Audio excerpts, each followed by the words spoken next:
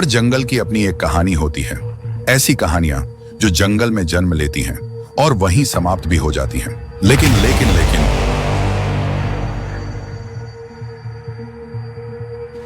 कुछ कहानियां ऐसी होती हैं जो जंगल की सीमाओं को लांघकर गांव, शहर और अखबारों तक पहुंच जाती हैं। ऐसी ही एक कहानी है टाइग्रेस T1 की, जिसने जन्म तो जंगल में लिया, लेकिन उसे मौत मिली इंसानी दुनिया के बीच।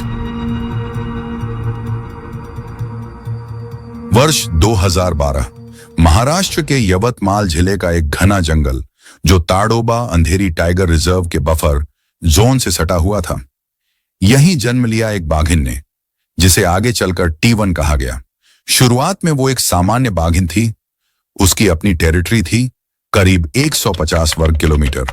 वहीं शिकार, वहीं पानी, वहीं जीवन।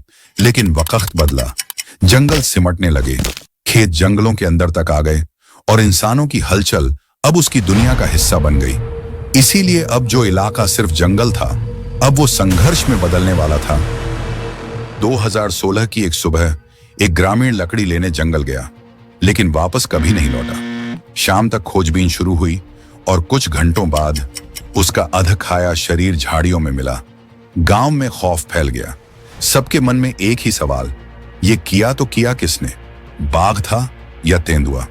जांच शुरू हुई तो कुछ पग चिन्ह मिले, खून के निशान, और फिर कैमरा ट्रैप लगाए गए। ठीक 1 महीने बाद दूसरे कोई गांव में एक दूसरा हमला। एक किसान खेत में काम करने गया, लेकिन लौटा नहीं। वहीं मिला उसका शव। उसी पैटर्न पर हमला, पर इस बार बाघिन कैमरे में दिखाई दी, और जब जांच की तो तबाही बाघिन T1। लेकिन यह अकेली नहीं थी, इसके साथ 2 शावक भी थे। अब सवाल यह था, क्या यह सेल्फ डिफेंस के लिए था, या फिर यह बाघिन इंसानों को टारगेट कर रही थी? 2016 से लेकर 2018 तक कुल 13 इंसानी जाने गईं।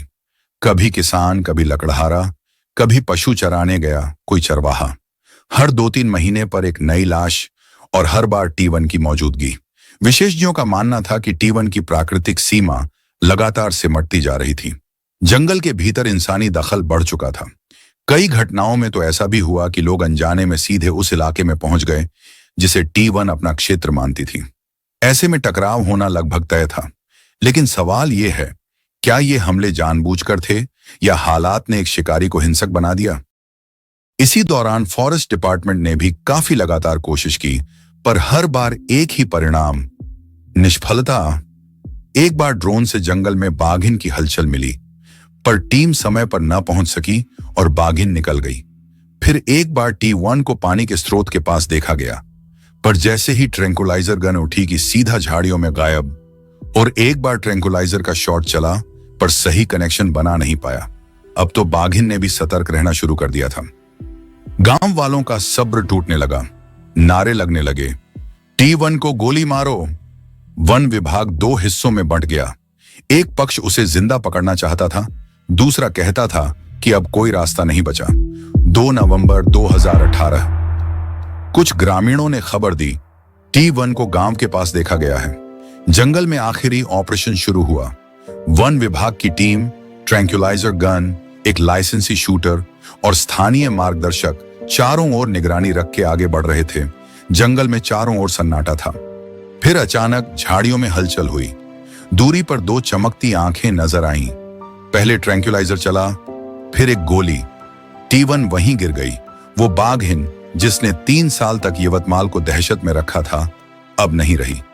अधिकारियों का कहना था, बाघिन ने टीम पर हमला किया, गोली आत्मरक्षा में चलाई गई। T1 की कहानी आज भी चर्चा में है, कहीं एक हत्यारी बाघिन के रूप में, तो कहीं एक शिकार बनी मादा की तरह।